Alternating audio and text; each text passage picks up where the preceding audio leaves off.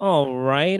Good evening to those of you on the East Coast. Good afternoon to those of you on the West Coast. I am Brandon Troy, your host and your co-creator of Movers and Shakers Unlimited, and welcome to this edition of This Week in Review, in which we talk about the latest goings on in the world of entertainment, whether it's in film, whether it's in television, whether it's in sports. We're going to actually get into sports, y'all. I know that's a new bit that we haven't been doing recently, but um, thanks to our co-hosts, I figured why not delve into that realm as well. So I feel like that's a great segue to introduce you to my co-host, Mr. Spillman. What is going on, sir? How you doing? How you doing? What's going on, ladies and gentlemen? Welcome back to another exciting episode of Movers and Shakers Unlimited. I'm just so happy to be back with you. I'm just ready to chalk it up with y'all with another docket of hot topics. So let's get to it. Let's get it. Let's get it. So, to start off with our first story and put it up here. So over the course of this week, we received, or should say, James Gunn tweeted out a confirmation that he will, in fact, be directing the new Superman that will be a part of the new slate of DC films with DC Studios. In a tweet that he had, he tweeted out, "Yes, I'm directing Superman Legacy to be released on July 11th, 2025. My brother Matt told me that when he saw the release date, he started to cry. I asked him why, and he said, "Dude, it's Dad's birthday. I hadn't realized." So, Spillman, you hear the news of this upcoming Superman. I know there's been a lot of hoopla about the shuffling of hands, so to speak, between the old former guard that we had, making our DC films, and now the new guard, led with James Gunn. So, what are your thoughts on him directing the film? And also, what are your thoughts on, this news that we're in 2023, we're 2 years out from another iteration of Superman. Well, I think that, they've had a lot of problems over here in the DC universe as far as it's like having a cohesive plan of where they're going. They seem to put more of their energy into directors and following their voices than actually have a cohesion on what they're doing with their plan. Um, I saw like this is all like Twitter stuff, but I saw also that your boy Snyder tweeted out a pop up video about something that he was going to be coming out with next month, Yeah, I saw coinciding that with too. this. Yeah, that was kind of sneaky. I like, what are they doing? It's like what's going on?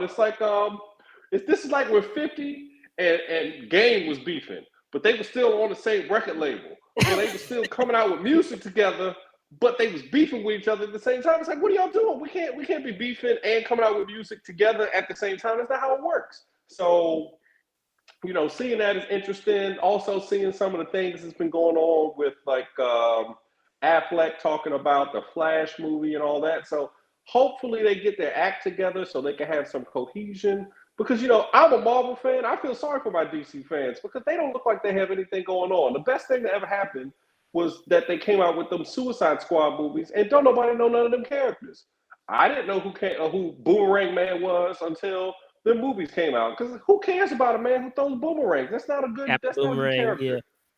Well, Well, exactly, Captain Boomerang. Whatever, whatever. DC Universe, y'all need to stop coming with these terrible concepts and stuff, and have some cohesion. I know that y'all restart your universe every 5 years or every 10 years because you don't want to write new stories, and I get that. Why break a broken record? Keep printing the same stuff, but like they need to come with something fresh and new and original and keep a point and stay on task. no, I mean, I hear you. Here's my thing, and I like to try to take an objective approach in that.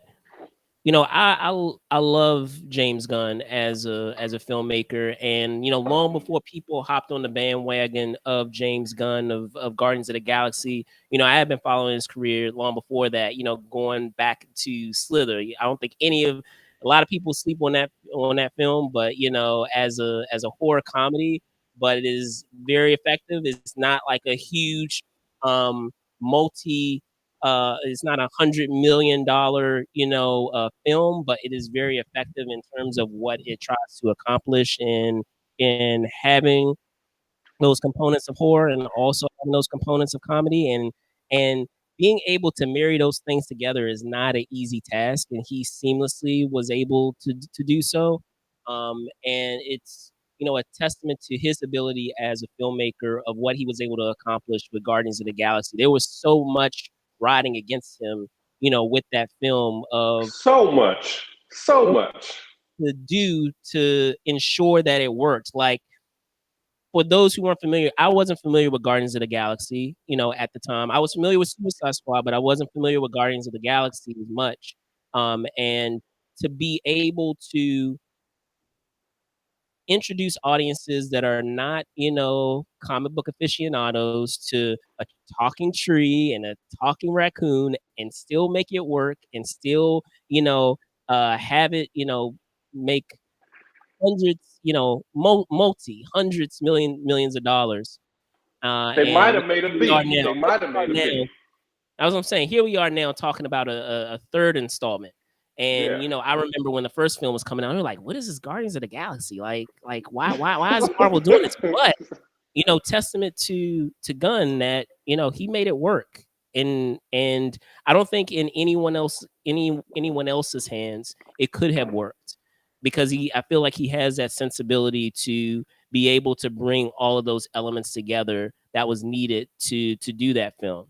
Now, with all of that said, I know you were commenting on Suicide Squad. Enjoyed Suicide Squad too, and I think the issue with that, in which we could save this conversation for another day, is more related to the circumstances of the pandemic and the decision to do the dual release. I think that really messed up Suicide Squad, and if it was just solely kept to a theatrical release, it would have a different narrative, attached to it than what it does now. Because I don't think it's because it's not a great film and an enjoyable film. It is. I think it's more due to circumstances of that dual release. But be that as it may, my only concern is if James Gunn is acting as the quote unquote, and it's crazy, I don't want to provide verbiage to it, and because I want him to be, his own artist. But if he's going to quote unquote be the Kevin Feige of, DC Studios, it's kind of hard for me to picture him being able to not only oversee this huge ship of the DC universe while also directing a film. Like, I understand, the desire to be able to do this film justice, and to, you know, jumpstart this new universe that you're doing, um off to a great start. And I know he's fully capable of doing that. However, I don't want it to take away from his ability to be able to oversee the narrative that he's trying to weave with the other films. And I feel like there might be a danger of him spreading himself too thin by directing a film while also acting as, the head of DC Studios, and, overseeing the other films that are a part of it. I feel like he kind of has to, in my opinion, and I could be completely wrong. We could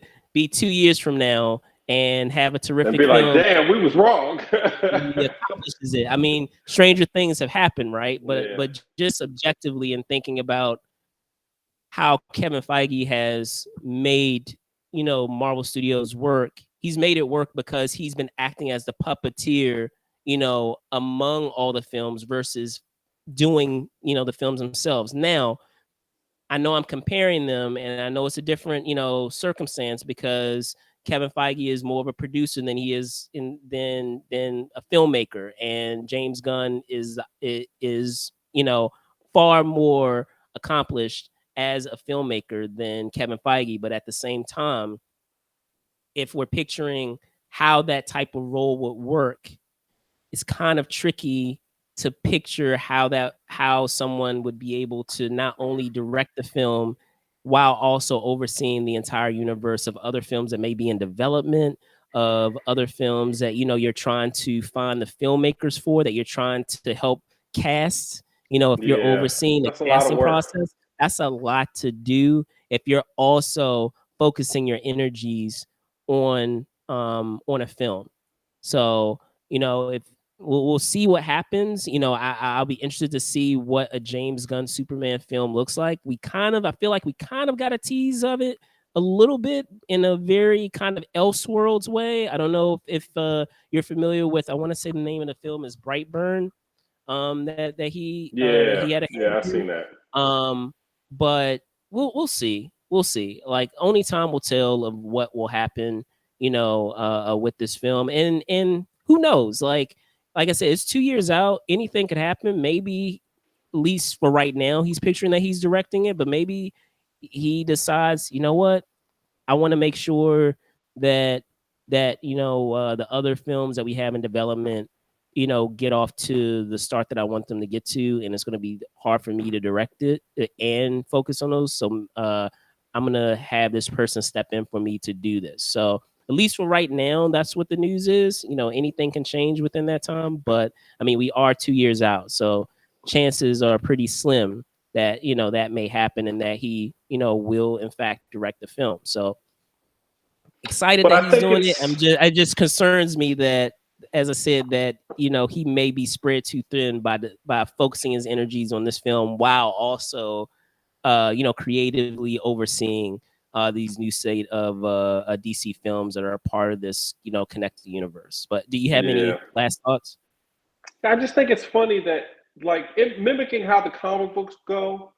The people that are successful at Marvel end up getting paid a lot of money to go to DC. Like you look at your Jim Lees, your Frank Millers. They all were successful and did Marvel, and they showed that this is a great idea. This is how you do it because Marvel doesn't have those corporate controls where we can't do these things or we can't have a movie with a talking raccoon in it and in a tree that only says 3 words. We can't do that. That's not a good movie. No one's going to understand it. But somehow Marvel's like, sure, we can do that. We'll do anything. We'll throw it against the wall, and if it sticks, it sticks. If it doesn't, we've moved on to the next thing next week, so it doesn't even matter. So, Superman is a character that we've seen a million times. I hope that they come with some not fresh ideas, but they find a way to humanize the character because a lot of these last couple of movies, Superman has not been a human being or someone that we are endeared to. Like Christopher Reeves is the last Superman I remember really endearing to. All these other Supermen are just handsome men that have on a blue suit. That's not Superman. They're not an endearing person. So like, they just need to capture these people as human beings. And I think that's what James Gunn is best at. And I think that's why they picked him. Honestly. Yeah. All right. Well, like as I said, we'll see, what comes of it. But moving on to our next story, and unfortunately, I guess it starts off a little, as unfortunate news, but it gets it gets better, and this involves Sam Neill, in a story in the Guardian that came out this over the course of this week, in an interview regarding his book. Did I ever tell you this? Sam Neill, who many of you guys may know from Jurassic Park, but of course he's been in other things. Another film that I enjoy him in as a horror guy is Event Horizon, and a lot of people forget that he was also in a third installment of The Omen as a grown up Damien.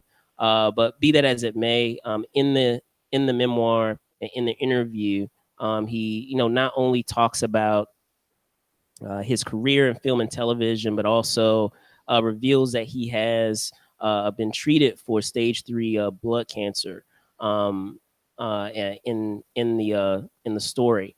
Now, currently, he was receiving treatment, and due to a new treatment that he's been receiving, he is is cancer free, but it's something that he's going to continue to take. That new medication that he is receiving. Spillman, you hear this news of regarding actor Sam Neill, and that health scare, and that continued recovery process in order to ensure that he's healthy. And what are your thoughts? I really hate the big C. Obviously we say F the big C, but we're not trying to get demonetized, so we're not going to say what we actually say about the big C. But Sam Neill, definitely one of our childhood heroes. We love him. He's done such great work. He's been a good human being. We haven't heard any crazy stories about him over the years. So we wish him well. Hope he does better. Just one of the great movies. I was a big dinosaur fan as a kid. That's all I really cared about, man. When they came up with Jurassic Park, oh, one of the greatest movies ever. So, hopefully Yeah, he it gets came out in the better. right time for me. Yeah, we was like 9 years old when it came out. Perfect time. Perfect Yeah. time. Yeah. Yeah. So, So as I oh, said, it starts off as something that's a kind of a bummer, but it ends up with a happier ending than what we're normally accustomed to. In that we still have him with us. He's not gone. We still have him with us, and he's still continuing to receive treatment for it to ensure that he continues to be cancer free. So just wishing him well, wishing him continued health, because as I said, I've enjoyed so many films in his filmography, in his career, and he's a terrific actor, one of the great actors that we have, that has spanned the gamut among like the various films that we come to enjoy, iconic films. And as I said, Jurassic Park hit at the right time for me. I think I've shared it elsewhere before, and talking about how in a different universe, probably wouldn't have been doing a lot of media stuff. I would have been a paleontologist. Wouldn't have been as lucrative, but I but don't know, bro. Fossils go for a lot of money, baby.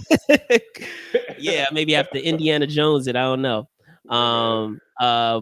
But no, like I was really passionate when it came to like dinosaurs, and as I said, that film hit right at the right time when I was like just like dinosaur crazy. Like I was that kid that could name every single dinosaur, tell you all the facts about every single dinosaur and all that stuff. So but like I said, as I grew up, I got exposed to many other films that Sam Neill has done. So, and have enjoyed those quite a bit as well. So again, wish him continued health, and yeah. Any other final thoughts before we move on to our next story? Man, I just, wish him well. Hopefully he does better. The cancer treatments today are much better than they were even 10 years ago. So hopefully he'll pull through. A lot more people are walking away from it today than they ever have been. So hopefully, Well, like I said, prayers up for him.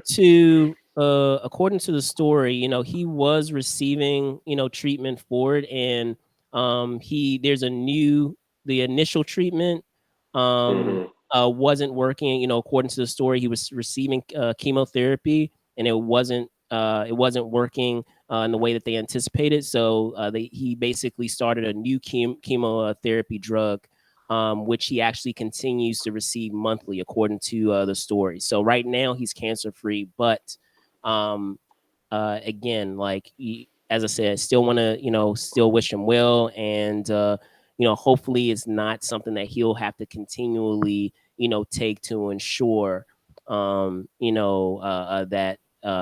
health. So but switching gears to our next story, and this is unfortunate news, and it's regarding Lance Reddick, who many people may remember from The Wire, of course, from John Wick. John Wick. We're about to get a new installment next weekend, um, and as I said, passed away at 60 of natural causes. Spillman, you hear this news of this terrific actor. I know we were just talking about icons, right? Like another Complete icon. icon. Yes, for sure. So what are your thoughts on this news and having this transpire over the course of this week? And this one really hit home. He was on the greatest TV show of all time. Let's start with that. He was on the greatest TV show of all time. Played a major role on that show. And I didn't even talk about Oz, man. So I mean, Yeah, talked about the Wire, John Wick, Oz as well. So yeah. He's been on tons of stuff. He even played the super villain anti-hero guy on the Horizon Zero Dawn games. Crazy. He's done everything. Hate to see him die so young, but we got to take care of ourselves as black men. So make sure you take care of yourself, eat healthy. Sad to see him go, but he blessed us with some iconic roles. Iconic roles. All just like you said, Oz. Going back, my show was The Wire. I loved him on The Wire. Cedric Daniels, yeah, he was crazy on that. But I'm gonna let you get your points off because I don't want to take all this shine. But yeah, just sad to see him go. He's got a lot of stuff in the can, So make sure we celebrate people while they're here. for sure, man. And as I said, it's just unfortunate to see this happen. At least according to the story, it was due to natural causes. And just to give a quick bio, and this is a breakdown that they provide in Variety. He was born in Baltimore in 1962. He studied music composition and earned a bachelor of music from the University of Rochester. He moved to Boston in the 80s and earned a Master of Fine Arts from Yale in 1994. And I know we were just talking about this. You're talking about his first major TV role came during season 4 of HBO's prison drama Oz in 2000, playing Detective Johnny Basil, undercover officer who tries to shut down the drug train, but soon finds himself and acts himself and murders a corrupt cop by pushing him down an elevator shaft. Like I said, I mean, that's just one role. But as I said, he's been in plenty of other shows. I was just name dropping The Wire, like I said, John Wick, being in that film as well, which he will be featured. He's in this recent installment as well. A lot of people forget he was actually in the most recent iteration of Resident Evil, the series that they had on Netflix. He actually played Albert Wesker. So he has such a, as I said, iconic career in terms of roles that he's played. And what I can also say too is, even when he is not the lead in the projects that he is in, his presence is still felt, and that's not an easy thing to accomplish. We have a lot of character actors out there who, because of their their talents as a performer, even when they are not the lead, they can be the lead, they can be a part of an ensemble, they can even have a really small bit part, but you're still going to remember them within the total tapestry of a film. And I give you another example of that is, if I'm picturing, I'm brain farting on her name. So when we get to the next story, I will pull the name up, and I can't believe I'm brain farting on her name now, but she is an OG from The Walking Dead. And I actually recalled her being in, for any of those of you who recalled the recent iteration that we had of The Mist, the film The Mist with Thomas Jane. She had maybe five, and I want to say she had about like maybe 5-7 minutes where she was just breaking down. She just had like a brief monologue where she was breaking down about how she needed to save her children, and like she left her children behind because she was in the, if any of you guys remember, she was inside the grocery store, and because of this mist and all this chaos that's happening, she wanted to get back to her children. uh she was only in there for like 5-7 minutes. And again, I can't believe I'm brain farting her name. I'm gonna pull it up, but she ends up being one of our OGs in Walking Dead. And I'm like, yeah, I knew that she was going to end up, someplace else, because even with those 5 or 7 minutes that she has that scene, she's, you can't take your eyes off her in terms of her performance. And that's the same that could be said with Lance here. Even with the parts when he is not the lead and he still is, providing support as a part of the ensemble, you still feel his presence. And the thing that I also like about it too is, he brought, even though it didn't happen all the time, he brought some levity in making a little fun of a lot of the serious roles that he plays as well. Because I'm trying to remember what it is. I want to say it was and it's up on YouTube. It's a video of talking about like horrible bosses, and he actually does a kind of skit, and I want to say it's with Toys R Us. I will look it up and I'll try to see if I can find it. But it's hilarious where he's kind of doing it kind of tongue in cheek, like a winking to the camera of the skit that he's doing of him being like this horrible boss, but he's playing it, completely serious. But it's hilarious though. And he knows that it's hilarious, but the fact that he's playing it serious is what's making it hilarious. So, again, a shame, to lose Lance Reddick, but rest in peace, rest in power, and look forward to continue to seeing, your work in, like I said, in John Wick this coming weekend, and enjoying, all of your work thus far in your career. Spillman, do you have anything else to add before we continue? So just to add, you were talking about Laurie Holden. It wasn't Laurie Holden. It was I want to say McBride. I feel bad that I'm brain farting on her name, so I'm gonna pull. Okay, yeah, go ahead, pull. But pull it up. Just his range. Even the thing that everybody put on Twitter for Lance was the thing where he shook up Eric Andre on the show, shook him up. So like, they had the thing where Eric Andre, because we know Eric Andre is a zany character, and he gave him a lot, and Eric Andre was giving him his Eric Andre treatment, and Lance did not take that. So he like got him shook. Then he went in the back. Then he came out and did a non sequitur about trying to be LeVar Burton. That was hilarious. So, rest in peace. Hopefully he's in a better place. But he made this place good. So that's all that matters. For sure. So I found her. So Melissa McBride, who many people who remember played Carol on The Walking Dead. I know Walking Dead, the original OG show is done, but she had like a really brief scene in the remake of The Mist. And, even then I was like, who is that actress? Like, she's terrific. And lo and behold, she ended up being one of our main characters in, the Walking Dead, which, went on for more than a decade. So, again, a shame to have to lose Lance Reddick, and condolences to his family and to his friends. Switching gears, as I said, we were talking about at the top of the show of delving into some sports stories, and you sitting up now. Okay, here we go. Putting that LA up there. I knew this was coming. I knew this was coming, but it's all good.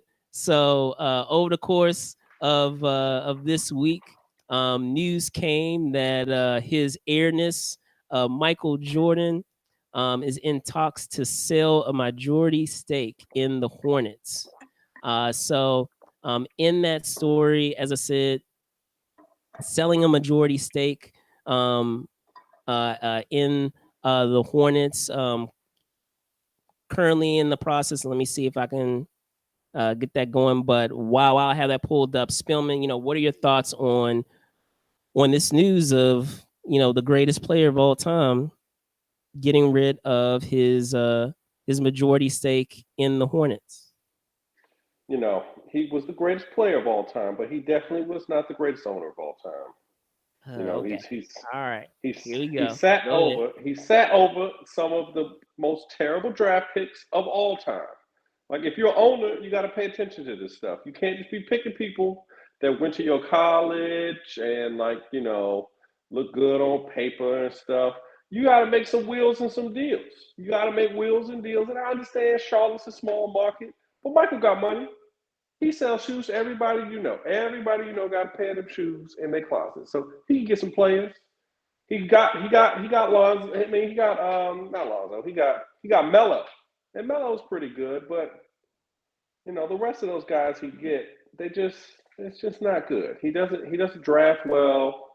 He's just burning money. He be down there. He interferes too much without actually interfering in the right ways of keeping people from making stupid decisions. Not stupid decisions, but just like being the best players they can be. So I just wish Michael would. People have been. I'm not the first person to say this. He stopped talking to Charles Barkley because Charles told him he was a bad owner. Charles is right. We all know he's a bad owner. Look at that. He's got a leather coat on. Owners ain't supposed to be wearing leather coats. They're supposed to be wearing suits and stuff.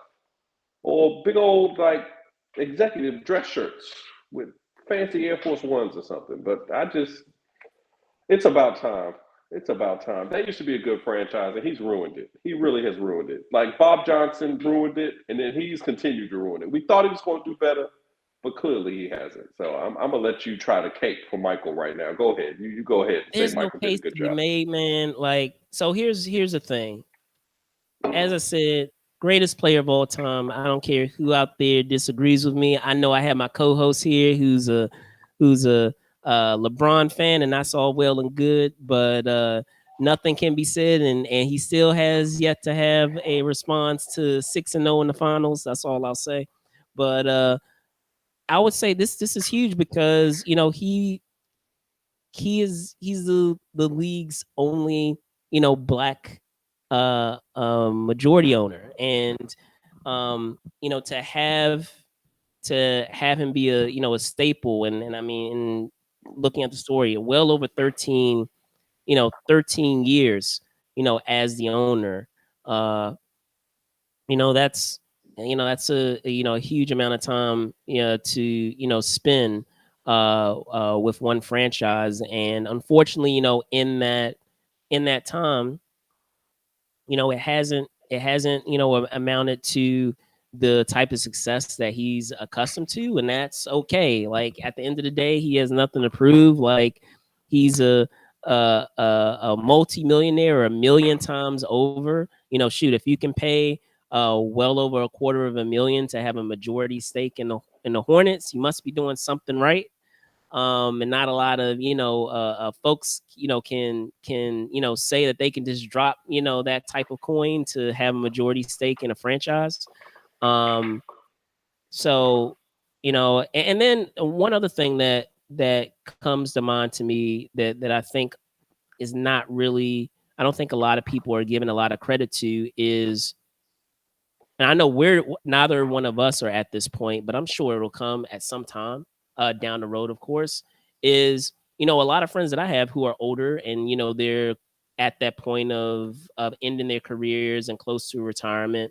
You get to that point where you're like, okay, like, am I really, is this something that I really want to continue doing, or do I want to kind of like just chill out and relax, you know, as I get older, because I may not have a whole bunch of time left. And I'm not saying that, guys, that Jordan is passing away, not at all, but I'm just saying you get to certain parts of your life where you reach certain like milestones where you feel like, okay, at this point, you know I want to be invested completely into my career. At this point, I want to reach this milestone. At this point, I don't want to continue to do operations with my job. I want to be able to play golf all day. Like, I feel like that's where For Jordan is sure. here.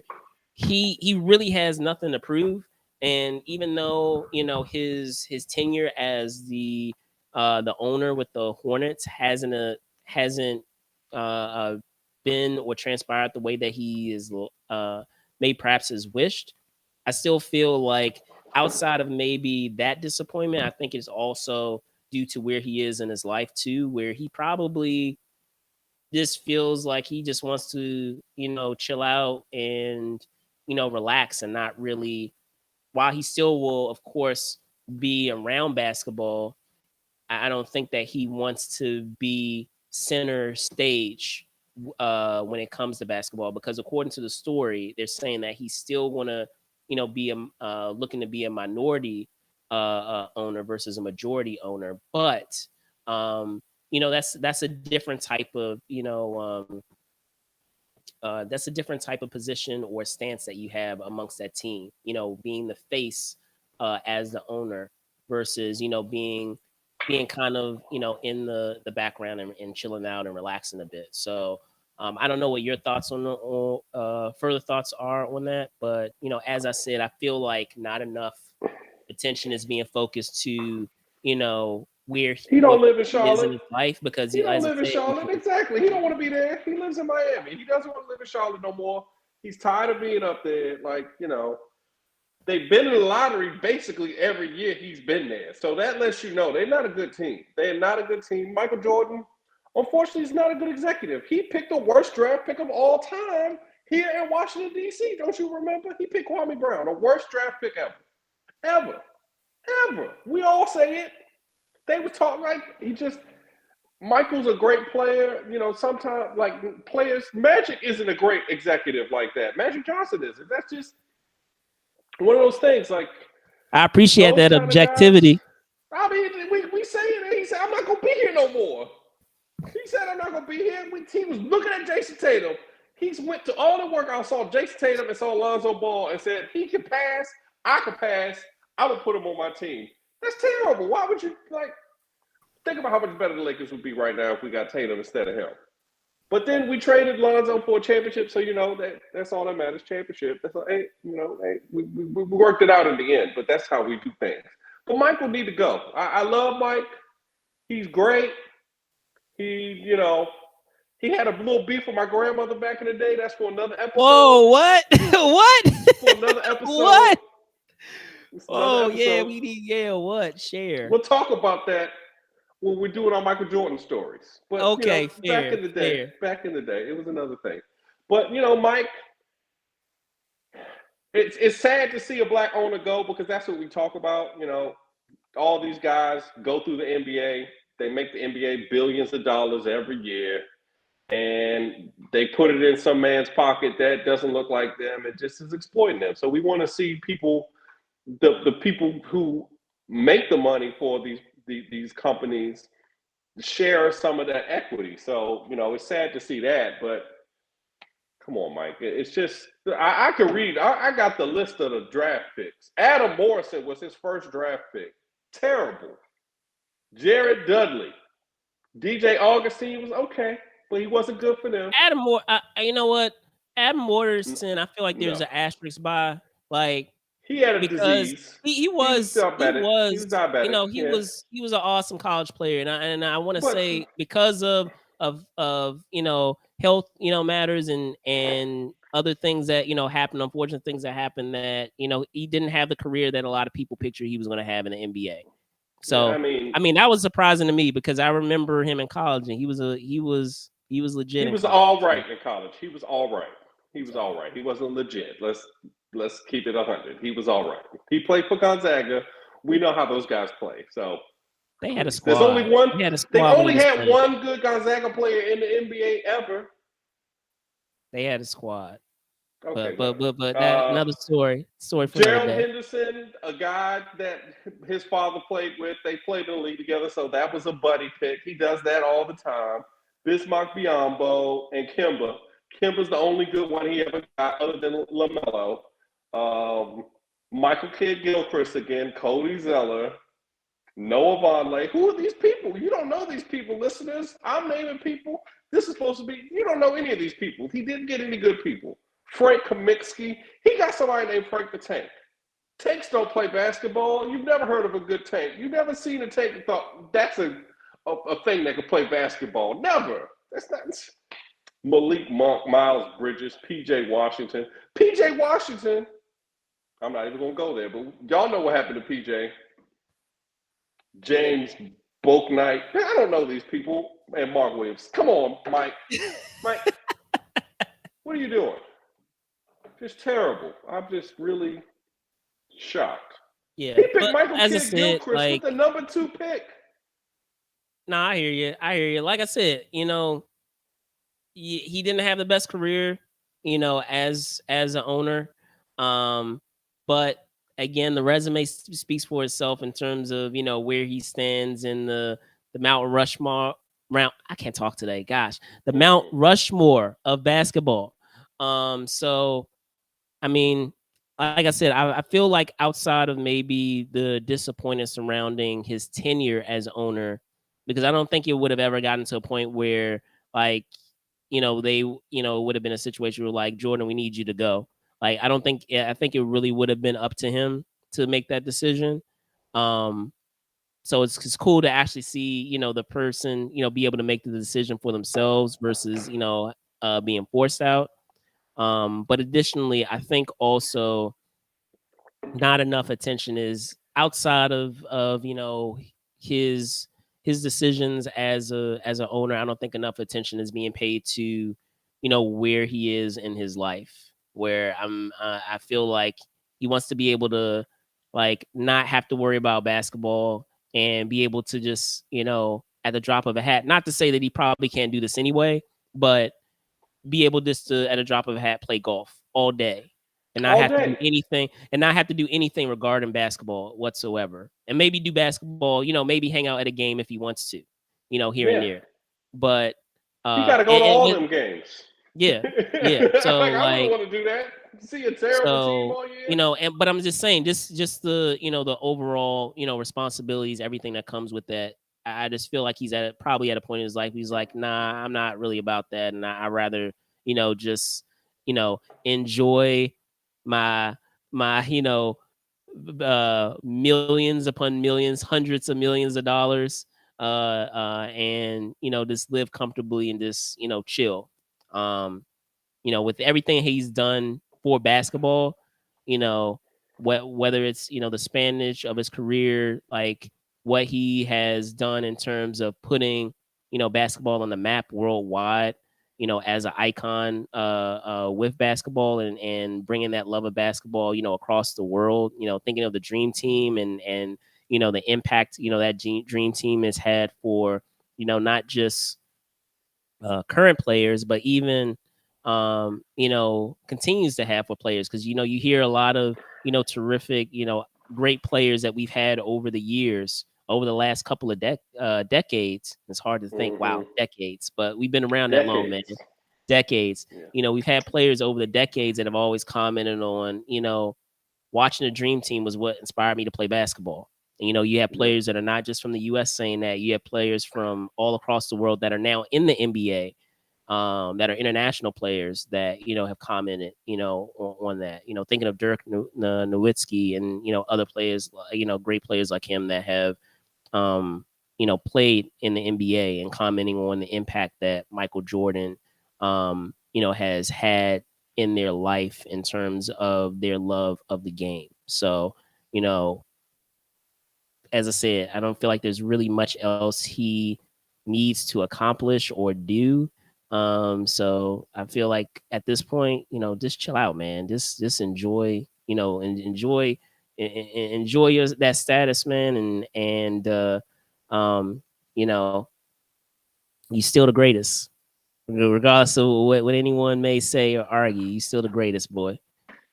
You are still the greatest. I don't care what anybody says. Anyone touching LA he was the best at Lakers or selling anything else. shoes, for sure. Yeah, He's the I know best people are at still shoes. hopping on that LeBron bandwagon, but I'm just telling y'all, he's an all-time leading scorer, lead history. He ain't it, y'all. 4 assists. He ain't it. Terrific. He passed the ball. All-time great, y'all. He's an all-time great, but he ain't the GOAT. He ain't the GOAT. I mean, there's only one GOAT. But we'd be here all day if overall. we That's right. talking about all of that. I mean, But I we don't feel could. like there's much else to comment on because as I said, when I bring out that 6-0, it normally goes real quiet. So that's all I'll say. Please, please, please, please. All right, so hopping into our last story, and this is surrounding I guess kind of connected to what we had before in talking about DC Studios, and that's surrounding not only Ben Affleck, but also not only Ben Affleck, but also James Gunn, and talking about his want to be involved in the franchise and in a story, and you can blame the graphic of the knob bra on me. I I like thought it was that. pretty funny, That's but pretty good. yes, in a story that happened over the course of this week. Ben Affleck made it clear that he, doesn't want to have any, involvement with James Gunn's DC uh, DC Studios, and talking about, would there be interest in possibly, directing, any film that was a part of that slate.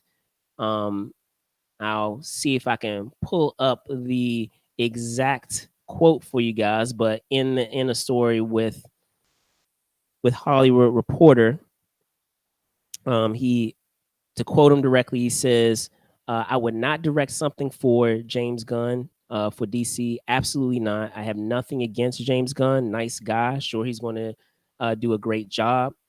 I just wouldn't want to go in and direct in the way that they're doing that. I'm not interested in that."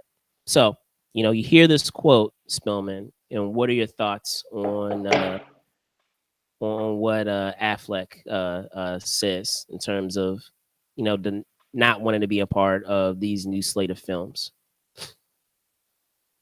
I feel like, you know, Ben Affleck is a smart man. He used to date Jennifer Lopez, and then she dumped him, and then he spent some time doing other Where things, is this and he going? went back and got back with her. He knows what to do. He knows where the money makers are. So he's trying Oh to my get gosh, them where is this going? But go to ahead. pay him more money.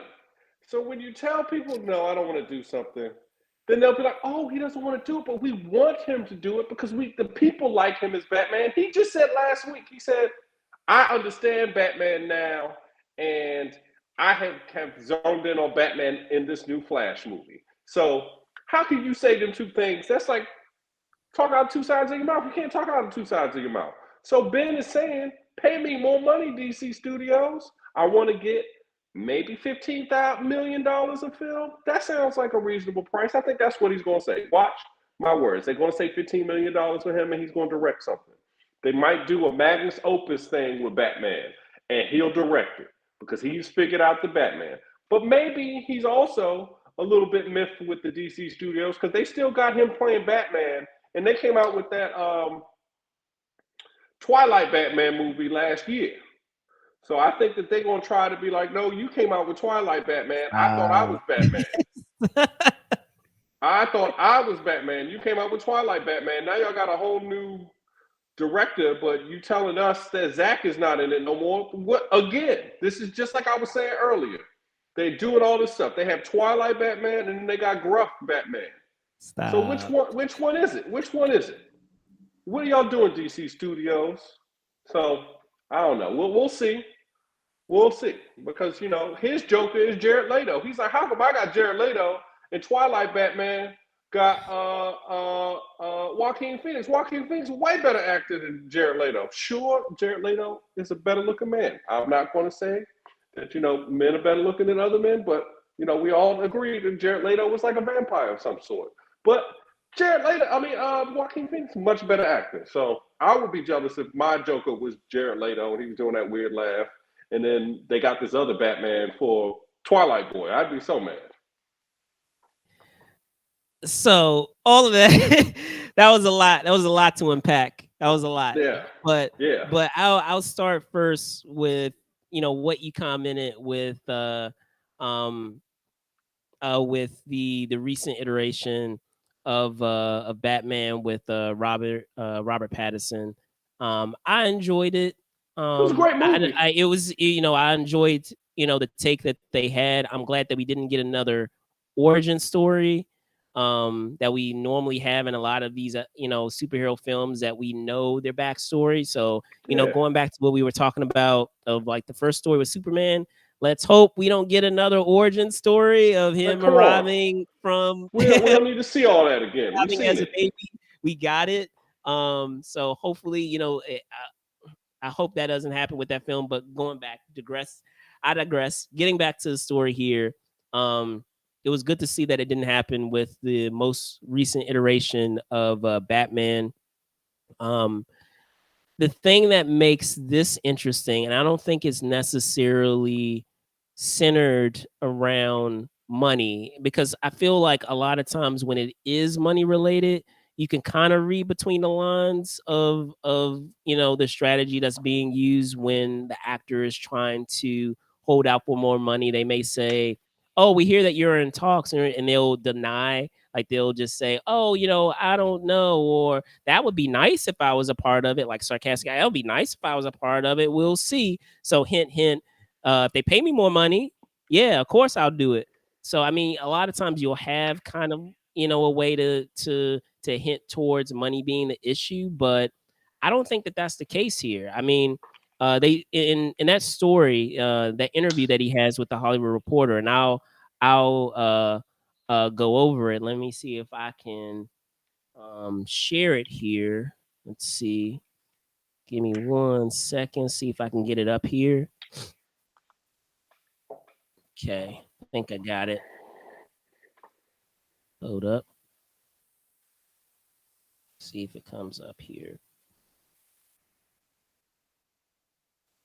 So yeah, in that story in the Hollywood Reporter, they comment on, or say Ben comments on, some of those components of why that involvement with the prior guard, so to speak, of DC films, kind of played a role in his stance on it now. And in the question that he was asked, it says, Justice League, what went wrong there? And he, goes into, and I have it highlighted here, Justice League. You could teach a seminar on all the reasons why this is how not to do it, ranging from production to bad decisions to horrible personal tragedy, and just ending with the most monstrous taste in my mouth.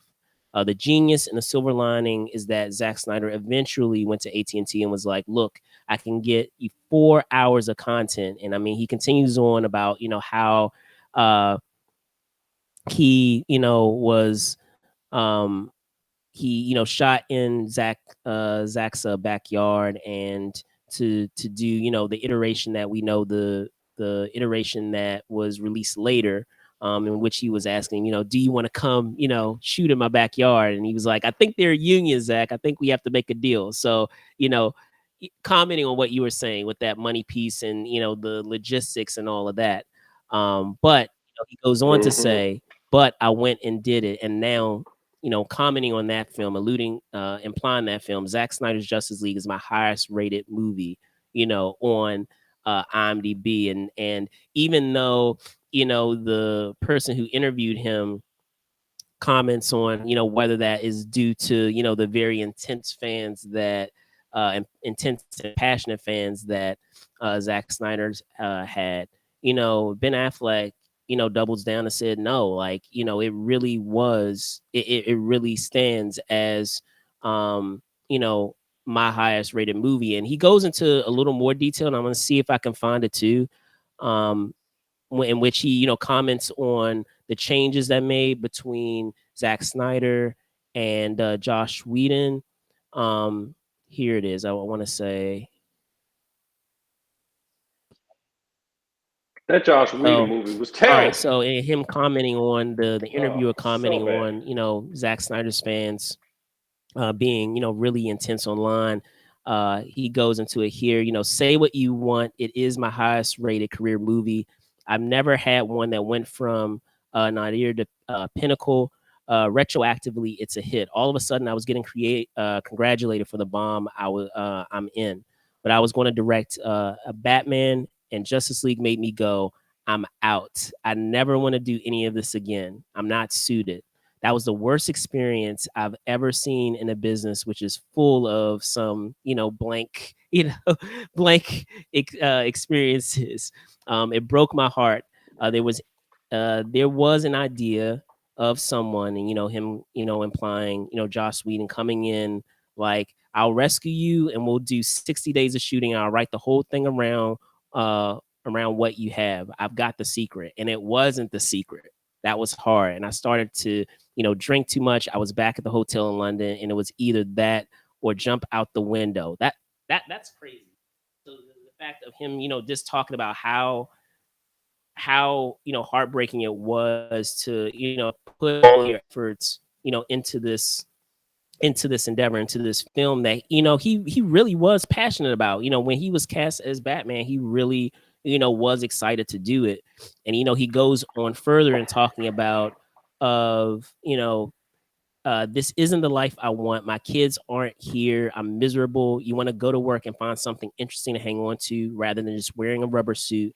And most of it, you're just standing around against the computer screen going, if this nuclear waste gets loose, and I don't want to participate in this in any way, and I don't want to squander any more of my life, of which I have a limited amount. So he comments on all of those on that time that he spent with this film, and how miserable it was, and talking about all the things that he had to deal with in that time, which I'm sure many of the other ensemble actors had to deal with too. Some are more vocal about it, obviously, than others. Yeah, uh but yeah. but Main man Cyborg does not like talking about yeah, some are that. more vocal about it than others, but it doesn't sound like it was an experience that you know it was enjoyable. And unfortunately, it just, as he said, it left a bad taste in his mouth of wanting to continue further. And he probably in his mind is like, okay, if it's going to be more of that, then yeah, I don't think that's something that I want to be involved in or being part of. And that's kind of unfortunate, because you would think in meeting with Gunn that perhaps in Gunn sharing what his approach was, or say what his approach is to this current slate of films, that it would kind of rejuvenate Affleck into reassessing, like, okay, you're doing going a different way. You're going a different way, and perhaps it's something that I like to tackle. But again, I know you saying money, but man, I don't know. I don't think it's money. He went back to J Lo, my man. He went back to J Lo. I don't He think went it's back to money, J Lo. man. Him and J Lo made 'Cause the he's not worst he's not movie in the hurting for history money. of movies Like together. he really Everybody's hurting for he money, ain't hurting bro. for money. If somebody put He's $15 doing million okay. dollars in your He's doing face, okay.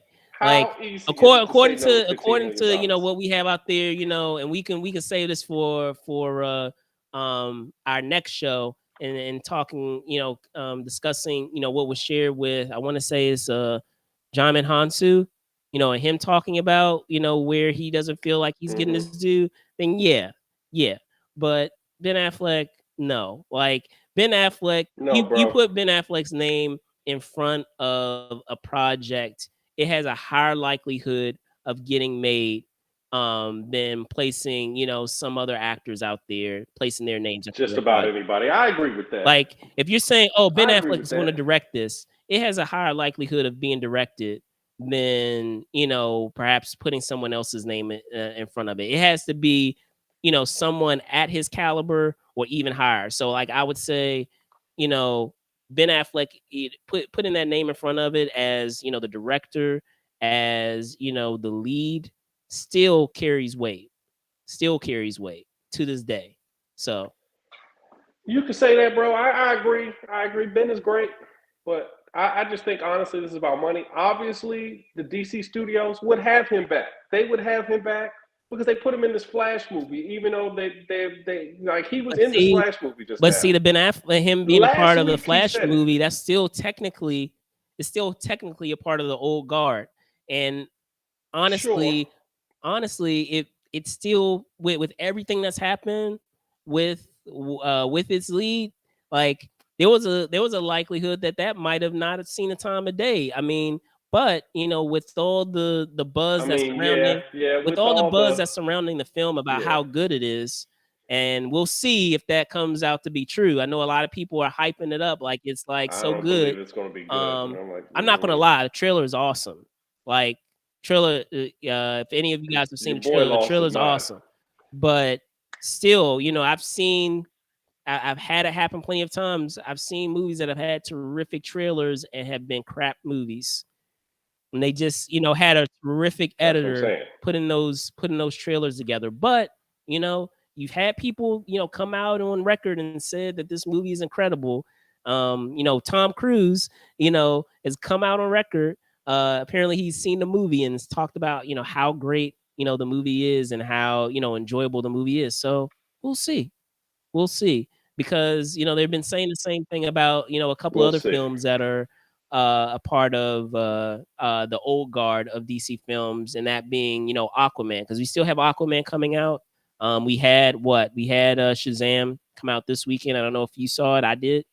It was okay. I didn't see it yet. But I mean, the Black Adam movie was okay. Because none of these DC movies be good. But this is the other thing. I hate to be a spoiler alert guy, but if they're gonna matriculate down the road like they do with these Marvel movies, where they're because I mean we're mining from the books. That's where the stuff comes from. These are the Earth 2 superheroes. This superhero. These are Earth 2 superheroes. These are not Earth 1s. So it's going to be the crisis. Eventually, they're going to meet each other. They're going to be like, wait a minute, but I'm Batman. It's like, no, Twilight Batman is Batman. They're going to be like, no, Twilight, it's over, bro. It's over. It's Twilight Batman. It's done. That's what his name is. The boy. Done. I mean, he was cold in the movie. The Twilight, and the thing that gets me, Twilight Batman was better than Batfleck. Twilight Batman was way better than Batman. Robert Pattinson. Because Twilight Batman had a suit on it. It looked like it was his own body instead of the CGI like Batfleck had. And he was cold because people actually looked scared of his Batman. No one looked scared of Ben Affleck's Batman. Ben Affleck's Batman was like your best friend Batman. Twilight Batman was like scary Batman. I don't know about that. Places. I did enjoy Affleck's Batman. If you talk about Affleck and that Batman versus Superman, and here's the thing. Here's the thing that I will say on that. I don't call that Batman. Here's the thing I will say on that, because and this goes to any superhero performance that we've had over the years. We've had some great superhero performances, whether it's with DC or with Marvel, but a lot of times you have some actors that, at least in my opinion, and again, it's my opinion, that they are more effective as the alter ego than they are as the superhero itself, than they are as... He's a great Bruce Wayne, yes, but he's not a good Batman. Hold on. They're more effective as a superhero persona than they are as their regular persona, and then vice versa. Sometimes you have actors who are better at the at their quote unquote normal persona versus their superhero persona. So like for me, of course, I have to drop Michael Keaton in there. Michael Keaton, I'll admit, I'm a little biased. Because that was the very first film I ever saw. So, it's hard to change that in my mind that he is my Batman, whether it's Bruce Wayne or as Batman. But I mean, since that time, I feel like while we've had great performances of Bruce Wayne and we've had great performances as Batman, Affleck has, for me, been an effective Batman and Bruce Wayne. Now we've had people who have been great Bruce Waynes and great Batmans, but to be able to pull both off, I think is there's something to be said about that. And that's the same. I would say the same even about other superheroes that we've had in Marvel, like with Spider-Man.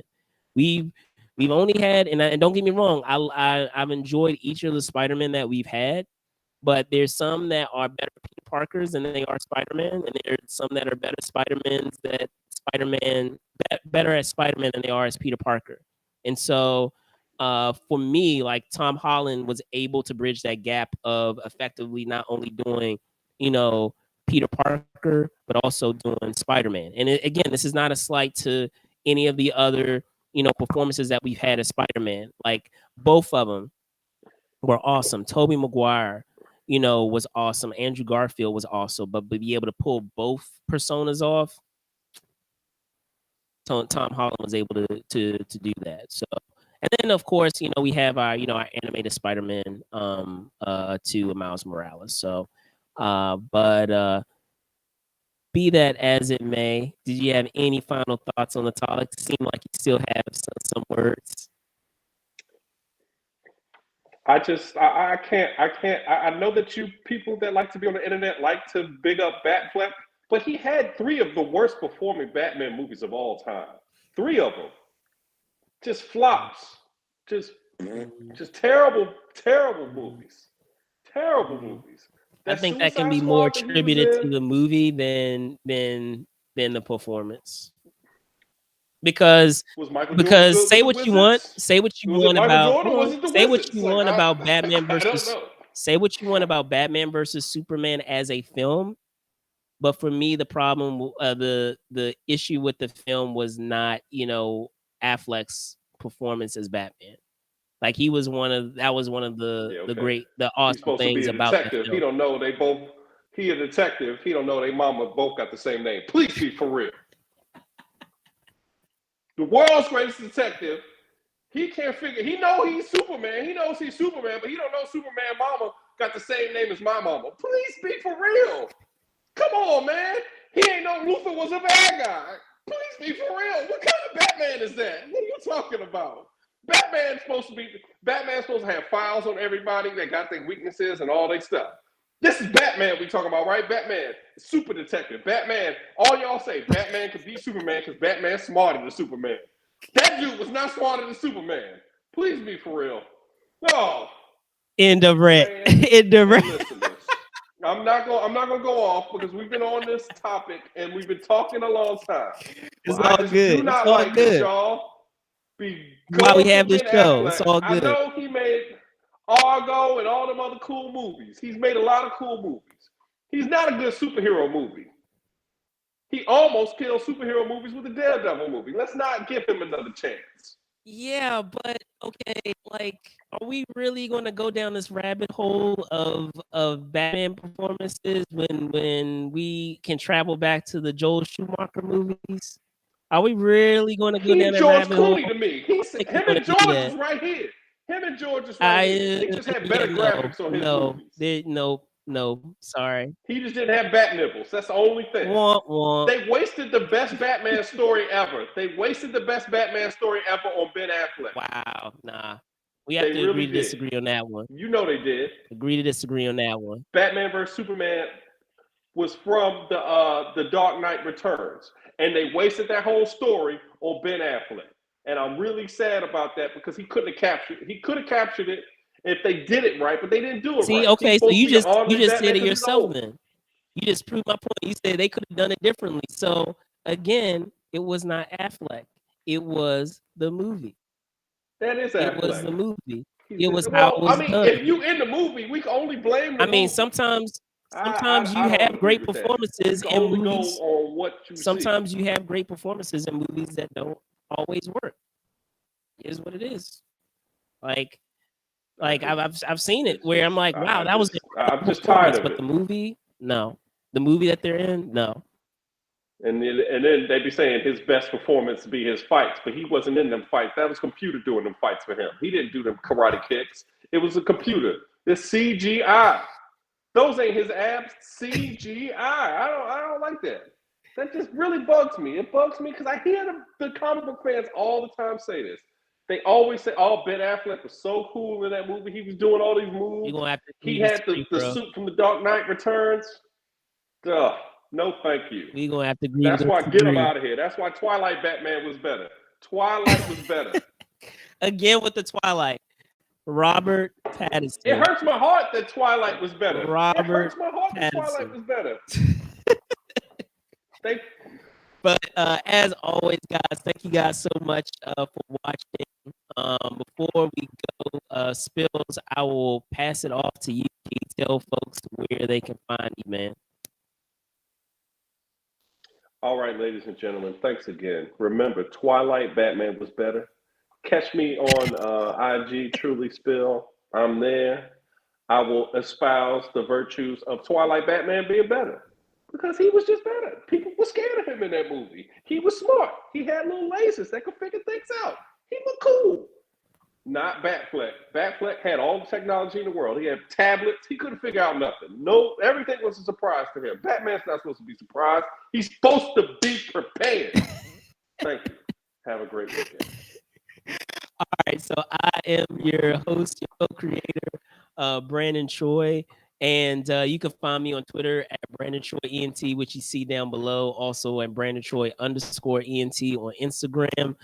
With that being said, this wraps up another edition of This Week in Review with Robert Pattinson, Batman here next to me. Twilight Batman. Twilight Batman. But be that as it may, right. guys. Again, Brandon. We in the playoffs. Thank you guys so much for watching. I want to thank again Spill for joining me. Make sure that you join us next week as we cover some more stories that have gone on over the course of the week. Thank you guys so much for watching. Be safe out there, and I'll see you soon. Peace, y'all.